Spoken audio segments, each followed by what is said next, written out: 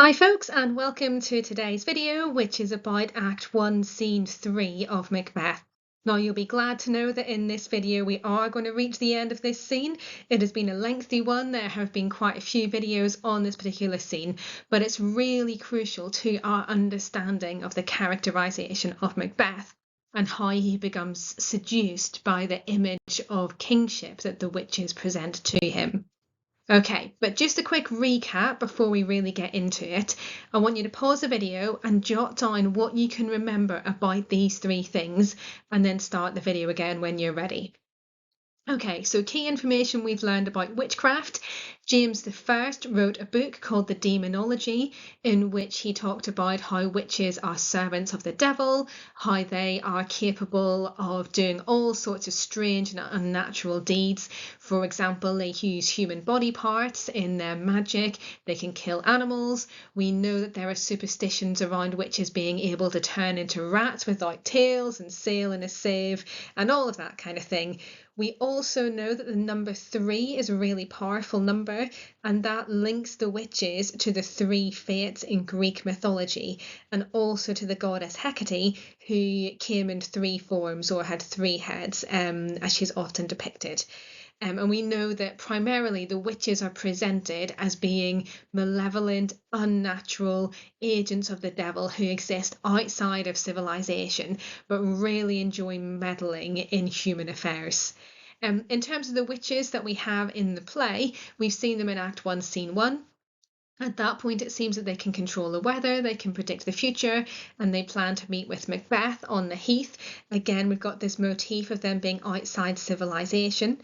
We also know that Shakespeare gives them some really unnatural speech patterns, which makes it seem as if they're casting spells. Their language is quite incantatory. They speak in trochaic tetrameter, they have full rhyme often, they finish off each other's lines and so on. So all of that kind of contributes to this really enigmatic, malevolent portrayal of the witches. In terms of the prophecies, the witches have prophesied to Macbeth that he will be Thane of Glamis. He already is Thane of Glamis because his father has died and he's inherited that title from him. They've predicted that he will be Thane of Cawdor. Now, we know that that's going to come true because in the previous scene, Act 1, Scene 2, the Thane of Cawdor was discovered to be a traitor. Duncan ordered his execution and announced that Macbeth would be the new Thane of Cawdor. And they've also prophesied that Macbeth will then become King of Scotland. They've given a prophecy to Banquo as well, not that he will be king, but that he will be the father to a line of kings. His descendants will be king, and he will be much happier than Macbeth for that reason. Okay, next bit of the recap then. So just pause the video and define these 2 words, and then start the video again when you're ready.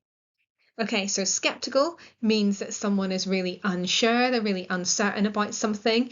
This word can describe Banquo in this particular scene. He asks lots of questions about the witches. He's quite unsure, uncertain about the prophecies that they've given. Credulous could be used to describe Macbeth because this word describes someone who is easily tricked, who really believes things without thinking about them too much. Okay, some new information for this lesson then. So we've got a word here on the screen, which is dramatic irony. And this word means that we, the audience, know information that the characters don't know. So the audience knows more information, and this helps Shakespeare to really build tension because we know that Macbeth is going to be Thane of Cawdor. We know that's already happened, but Macbeth doesn't know this, so we feel the tension building. And it also creates a sense of Macbeth's inevitable fate. We know that this is 100% going to happen, therefore is the prophecy about him being king also going to happen too. Now, I want you to just pause the video again and have a little think about some examples and non-examples of dramatic irony. So use that definition, we know information that the characters don't know, and come up with some examples and non-examples. They could be from Macbeth, they could be from an Inspector Calls or a Christmas Carol, or any other text that you have studied or read, and then start the video again when you're ready. Okay, so here's my examples. Got quite a few from An Inspector Calls. So at the start of An Inspector Calls, Mr. Burling says the Titanic is unsinkable. And hey, what do you know? The Titanic sinks. Mr. Burling also talks about how nobody wants war. What do you know? 2 years later, war breaks out. At the end of the play, Mrs. Burling says that the father of Eva's child ought to be dealt with very severely. She doesn't know that she's talking about her own son, but we as the audience do. In Macbeth, we have this information about the Thane of Cawdor, so we as the audience know that Macbeth has already been given the title Thane of Cawdor, but Macbeth doesn't know that yet. We also know that the witches have been kind of planning how to enact their revenge on a sailor. His wife wouldn't give one of the witches any chestnuts, and so they're going to punish the sailor for this. And they describe him as living like a man forbid. And this foreshadows what they're going to do to Macbeth later on. So we know that the witches are the kind of people who meddle in human affairs and take revenge and make people's lives an absolute misery. In terms of non-examples, well, in Macbeth, Duncan has exactly the same information about the battle as we do. We don't know anything more about that compared to what Duncan does. Okay, so dramatic irony, we know information that the character doesn't. The next bit of new information then is the word aside. Now, this is when the character speaks briefly to themselves or to the audience. No other characters can hear this. And this is similar to the word soliloquy. However, soliloquies are longer speeches, and in a soliloquy, the character again speaks to themselves or to the audience, and no other characters can hear this. So in the scene we're about to read, Macbeth speaks to himself quite a few times, but the other characters on stage can't hear what he is saying. Okay, let's get into it then. We're picking it up from the kind of middle of the scene where the witches vanish. And Banquo says, the earth hath bubbles as the water has, and these are of them. Whither are they vanished? And Macbeth replies, into the air, and what seemed corporal melted as breath into the wind. Would they had stayed. So talking about the witches as being bubbles, as vanishing, melting as breath into the wind, imagine you go outside on a really cold day and you breathe and you can see your breath in the air in front of you and then it disappears quite quickly. So these words make the witches seem really supernatural. It's really unclear as to how they've vanished. And then Banquo continues, were such things here as we do speak about, or have we eaten on the insane root that takes the reason prisoner? So here we see Banquo being really skeptical. We see his skepticism. And he asks, have we eaten the insane root? So have we taken accidentally some kind of drug that has taken over our minds? The drug he's probably talking about here is hemlock, which can affect how people think. And you can imagine these two men, they've been in battle, they're travelling back home, they're foraging as they go. What if they've accidentally eaten something that they shouldn't? So Banquo's really quite sceptical. Macbeth, however, is really certain. He's the credulous one. So he says, your children shall be kings. And Banquo replies, you shall be king. You can almost kind of imagine them joking about as they say this. And Macbeth said, and Thane of Cawdor too, went it not so? Banquo to the self-same tune and words, who's here? And then at this point, Ross and Angus arrive. So these are two Thanes, they're often messengers in the play, and they're here to deliver the news about the Thane of Cawdor, but Macbeth doesn't know that yet. So Ross starts speaking. He's got quite a lengthy speech here. Let's skip down to the bit in yellow. So he says, everyone did bear thy praises in his kingdom's great defence, and poured them down before him. So Ross is telling Macbeth that everyone has been praising Macbeth. Everyone has been saying how well he's fought in battle, how courageous he's been. We can imagine Duncan sitting there as he was in Act 1, Scene 2, with all of these messengers arriving saying, and Macbeth's done this, and he's done this, and isn't he great, and isn't he wonderful, noble Macbeth, worthy Thane. And so, he's really kind of flattering Macbeth here. And Angus gets to the point. He says, we are sent to give thee from our royal master thanks, only to herald thee into his sight, not pay thee. And Ross gives the actual information. And for an earnest of greater honour, he bade me from him call thee Thane of Cawdor. What a dramatic moment, but that drama is only built up by the next line. In which edition, hail, most worthy Thane, for it is thine. So Ross's words echo what the witches have said. They've said, all hail Macbeth, Thane of Cawdor, and now Ross is saying, hail, most worthy Thane, and giving Macbeth this title. Now, at this exact moment, Macbeth suddenly realises that what the witches have said can come true. And if the first two prophecies are true, he's already Thane of Glamis, he's suddenly become Thane of Cawdor. What if he can then become King of Scotland? Again, as we saw earlier with the conversation with the witches, Macbeth often takes a moment to think about things. He seems lost in his thoughts, and it's Banquo that replies. And Banquo says, what, can the devil speak true? Again, a little bit of skepticism, this realization that the witches are agents of the devil. Banquo was really taken aback here. And Macbeth says, the Thane of Cawdor lives. Why do you dress me in borrowed robes? So Macbeth is totally unaware of all of this kind of backstory about the Thane of Cawdor. And again, in the play, we see this image of clothing being used. Being dressed in borrowed robes, as in wearing someone else's clothes. Well, they're not going to fit properly, are they? And it's not right just to take someone else's clothes. So this image of clothes fitting and not fitting is repeated all the way through the play to show how characters kind of take on other people's positions. And then Angus explains to Macbeth who was the Thane lives yet. So the Thane of Cawdor still lives, but under heavy judgment bears that life which he deserves to lose. Whether he was combined with those of Norway, or did line the rebel with hidden help and vantage, or that with both he laboured in his country's wrack, I know not. But treason's capital confessed and proved have overthrown him. So the original Thane of Cawdor has committed treason, and therefore he's going to be executed. Now here we see Macbeth going into this aside. Just take a minute and think, what did that word aside mean? How is that different from a soliloquy? Okay, so an aside is where the character speaks briefly to himself. The other characters don't hear it. A soliloquy is where the character has an extended speech. So this is an aside, it's a brief comment. Glamis and Thane of Cawdor, the greatest is behind. So here Macbeth is kind of processing this information. The witches' prophecies have come true.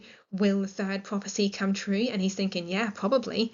And then he turns to Ross and Angus and says, thank you for your pains, turns to Banquo. Do you not hope your children shall be kings, when those that gave the Thane of Cawdor to me promised no less to them? And Banquo replies, that, trusted home, might yet enkindle you unto the crown. Now, this word enkindle, what Banquo is saying is, well, okay, the prophecies, the witch's power, whatever, might make you king of Scotland. But the verb enkindle is really interesting because you would normally talk about kindling a fire, so setting light to a fire. And it's as if a fire has been lit in Macbeth's heart. The witches are the catalyst, they are the match, they are the spark that is lighting the fire of ambition in Macbeth. And then Banquo is a bit sceptical again, and he says, "'Tis strange, and oftentimes to win us to our harm, the instruments of darkness tell us truths." Now, to win us to our harm means to bring us to our downfall or to bring us to the dark side. The instruments of darkness tell us truths. Instruments of darkness refers to the witches. So what Banquo means here is that sometimes people can tell you something that's true in order to cause you pain or suffering or to bring about your downfall. The word instruments, though, is also really interesting because here we see again that the witches are maybe not acting independently. They are agents of the devil. They are under the control of a more powerful and even darker force. And then Banquo continues, they win us with honest trifles to betray us in deepest consequence. Cousins, a word, I pray you. So Banquo realises that the witches' prophecies are actually going to be a betrayal. They shouldn't trust them. And Macbeth continues in an aside, two truths are told, so he's Thane of Glamis, Thane of Cawdor, as happy prologues to the swelling act of this imperial theme. I thank you, gentlemen. This supernatural soliciting cannot be ill, cannot be good. The supernatural soliciting, so supernatural, that's the witches, the information that they've given him. It cannot be ill, cannot be good. So it can't be bad, but it also cannot be good. Well, it can't be bad because to be King of Scotland, well, that's great, isn't it? That's really good news for him. It cannot be good because how is he going to get to be King of Scotland? Well, he can only get there by Duncan dying. Duncan's Macbeth's cousin. He's honourable, he's generous, like surely we wouldn't want him to die. Macbeth continues, if ill, why hath it given me earnest of success, commencing in a truth? I am Thane of Cawdor. If good, why do I yield to that suggestion, whose horrid image doth unfix my hair, and make my seated heart knock at my ribs against the use of nature? Present fears are less than horrible imaginings. Now, the witches have not mentioned murder or death to Macbeth. All they've said is, you're going to be King of Scotland. And Banquo realizes that this has ignited, it's enkindled something within Macbeth. And what we see here is that underneath Macbeth's kind of honourable, patriotic facade is this idea, this seed of murder. And maybe that was always there, and the witches have just ignited it. They've just kindled this because they've not mentioned death or murder to him. So where could that have come from except Macbeth's own imagination? And that's the horrid image that he talks about here in this soliloquy, that kind of image of killing his cousin, killing his king. It unfixes his hair, so it makes his hair stand on end. You know, if you're really frightened about something, you will feel like your hair does that. It makes his seated heart knock at his ribs. So his heart is absolutely pounding here. This is how afraid, also excited he is. And Macbeth recognises that this is against the use of nature. There's something really unnatural in thinking about killing his cousin and killing his king. And we know that the witches are also presented as being unnatural in many ways. So Macbeth seems to be seduced to the dark side here, rather than staying with the good side. And he continues, my thought, whose murder yet is but fantastical, shakes so my single state of man, that function is smothered in surmise, and nothing is but what is not. And Banquo says, look how our partner's rapt. We've already seen that word in this scene. Rapt means entranced. And the repetition of that particular adjective really emphasises how far Macbeth has gone, and so quickly, in the direction of believing the witches. And Macbeth continues with an aside, if chance will have me king, why chance may crown me without my stir. Well, chance is fortune or fate or luck or whatever. And he says, well, you know, if the universe wants me to be king, well, it's just going to happen, right? Without my stir means without me doing anything, without me moving, without me taking action. So he's thought about killing Duncan, and he's repressed that thought and thought to himself, well, actually, no, that's not going to happen. I'll just leave this all to the universe, to fate, to fortune. And Banquo says, new honours come upon him like our strange garments, cleave not to their mould, but with the aid of use. So we see this motif of clothing imagery again here. Strange garments. He's wearing strange clothes, clothes that don't quite fit him, that feel a bit different. And those particular clothes at the moment are the clothes of the Thane of Cawdor. And Macbeth continues in an aside, come what come may, time and the hour runs through the roughest day. Banquo, worthy Macbeth, we stay upon your leisure. And then Macbeth apologises. He said, look, I'm so sorry, I was thinking about something else. Right, let us towards the king. And Banquo says very gladly, Macbeth, till then, enough, come friends. And they all leave to go on to Forres and to go on to see King Duncan. Okay, loads of information there. These are the three key moments that we've had in that section from Act 1, Scene 3. So pause the video and I want you to read through each of those three quotations and jot down what you think they mean, and then start the video again when you're ready. Okay, so Banquo, oftentimes to win us to our harm, so to lead us to our destruction. The instruments of darkness, that means the agents of the devil, tell us the truth. So Banquo acknowledges that the witches have told them the truth, but they've told them the truth in order to lead them to their downfall. Banquo really hits the nail on the head with this. He gets exactly what's happening. Right, the second quotation from Macbeth, the horrid image, that's the image of him murdering Duncan, making his seated heart knock at his ribs. So his heart is pounding, which shows how scared but also excited he is by the thought of becoming king. against the use of nature. So to get to be king, he's got to murder Duncan. Macbeth knows that this is unnatural. We know the witches are also unnatural, so Macbeth is being seduced by the darkness here. And the final quotation, if chance will have me king, well, chance is fate or fortune. So what Macbeth is saying is, if fate is going to make me king of Scotland, well, fate can do that without my stir, without me doing anything, without me having to kill King Duncan. Okay, that was a long scene. Thank you very much for sticking with it, and I will see you in the next video on Act 1, Scene 4.